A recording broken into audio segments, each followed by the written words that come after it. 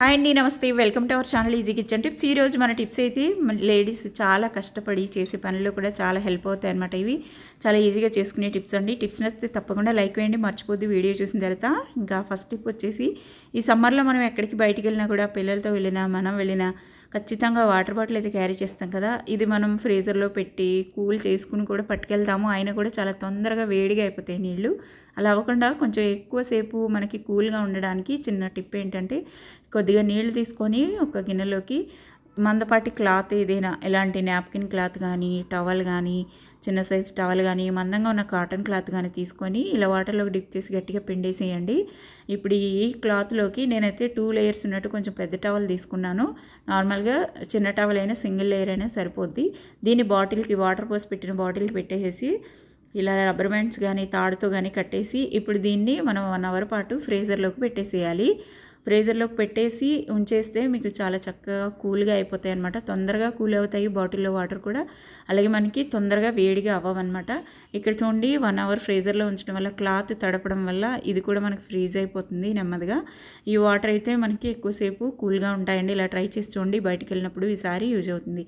Next tip అండి, మనకి bananas కొన్నప్పుడు ఇలా ఫ్రెష్గా ఉన్నవి, ఇలా మరకలు లేకుండా నల్లగా అయిపోయినవి కాకుండా మంచిగా ఉన్నవి తెచ్చుకుంటాం కదా.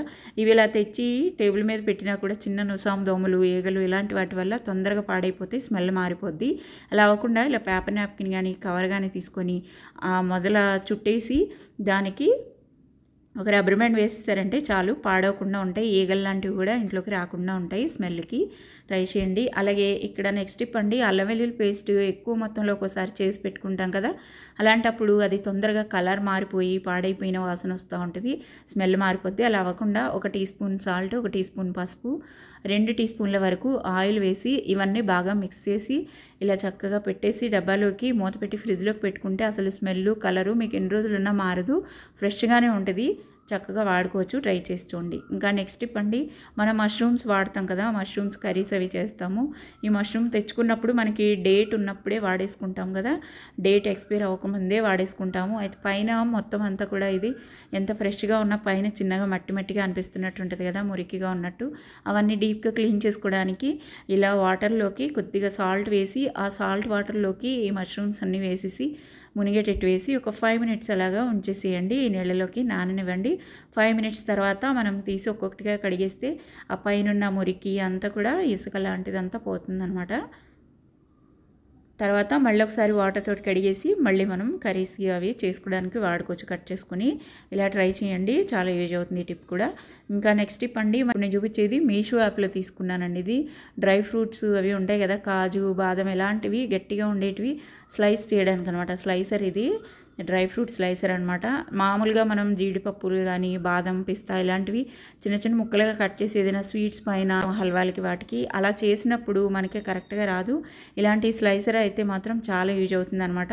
ఇదైతే చాలా బాగుందండి. మీషో యాప్లో తీసుకున్నాను. ఇది 100 రూపీస్ బిలోనే ఉంది, 93 రూపీస్కి ఏమో తీసుకున్నాను ఇది. అయితే దీంట్లోకి ఫస్ట్ నేను ఇలా పిస్తా పప్పు చేసి చూపిస్తున్నాను చూడండి. కొద్దిగానే వేసాను, ఒక స్పూన్ అంత వేసాను అనమాట. పిస్తాలు వేసి ఇలా పెట్టేసి క్యాప్ రౌండ్గా తిప్పితే చాలు, మనకి అసలు ప్రెషర్ కూడా పెట్టక్కర్లేదు. జస్ట్ అలా తిప్పితే చాలు, ఇలా ఫ్లేకీగా వచ్చేస్తున్నాయి అనమాట.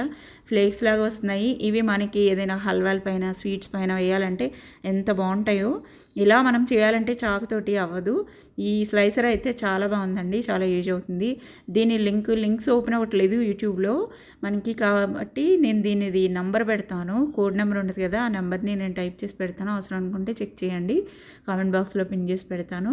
అలాగే బాదంలు కూడా మనం తురమాలంటే చాలా కష్టంగా ఉంటుంది, కట్ చేసినప్పుడు కూడా సరిగా రావు. దీన్ని కూడా ఒక 7-8 బాదంలు వేసి ఇలా అనేస్తే చాలండి, ఎంత పర్ఫెక్ట్గా వస్తుందో.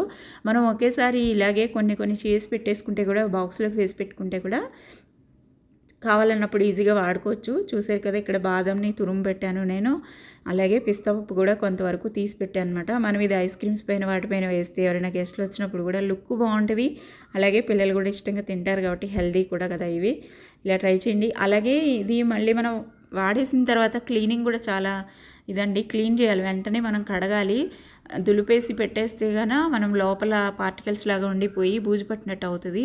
కాబట్టి ఇక్కడ ఇది పార్ట్స్ లాగా విడివిడిగా వచ్చేస్తాయి కాబట్టి ఇలా తీసేసి జస్ట్ కొద్దిగా విమ్ లిక్విడ్ కలిపిన వాటర్లోకి ఒకసారి వీటిని ఉంచి క్లీన్ చేసేస్తే సరిపోద్ది అనమాట. ఇలా ఈజీగా ఓపెన్ చేయొచ్చు. ఆ రింగ్ లాంటిది ఇలా తీసేసి పక్కన పెట్టేసి ఏ పార్ట్ కా పార్ట్ వస్తుంది ఇలా కడిగేసుకుని డ్రై అయిన తర్వాత ప్యాక్ చేసి పెట్టేసుకోవచ్చు. ఇంకా నెక్స్ట్ టిప్ అండి, ఈ సమ్మర్లో మనకి నిమ్మకాయలు ఎక్కువ కాస్ట్ ఉంటాయి. మనం ప్రతిదానికి నిమ్మకాయ వాడతాం కూడాను షర్బత్లు అవి చేసుకోవడానికి. నిమ్మకాయలు అయితే మనకి చాలా రేటు, ఒక్కో నిమ్మకాయ 20 రూపీస్ కూడా అమ్ముతారు ఒక్కొక్క టైంలో. అంత కాస్ట్ పెట్టి తెచ్చుకున్నవి చూడండి. నిమ్మకాయ మనకి లాస్ట్ వీక్ది కవర్లో పెట్టాను, అలా బ్రౌన్ కలర్లోకి వచ్చి వాడిపోయినట్టు అయిపోయింది. అలా అవ్వకుండా ఫ్రెష్గా తెచ్చుకున్న నిమ్మకాయలు ఫ్రెష్గా ఎక్కువ రోజులు ఉండటానికి మనకి అవసరమైనప్పుడు వాడుకోవడానికి ఒక బాటిల్లోకి ఇలా వాటర్ తీసుకొని దాంట్లోకి నిమ్మకాయలన్నీ వేసేసి మూత పెట్టేసి ఫ్రిడ్జ్లోకి పెట్టుకుంటే చక్కగా స్టోర్ చేసుకోవచ్చు అనమాట. ఎప్పుడు తీసినా ఫ్రెష్గా ఉంటాయి నిమ్మకాయలు. ఇలా వాడి చూడండి. చూసారు కదా ఫ్రెండ్స్, ఈరోజు మన టిప్స్ అయితే చాలా యూస్ఫుల్ టిప్స్ నచ్చితే తప్పకుండా లైక్ వేయండి, కామెంట్ చేయండి మీకు ఎలా అనిపించిందో. ఫస్ట్ టైం మన ఛానల్ విజిట్ చేస్తుంటే సబ్స్క్రైబ్ చేయండి.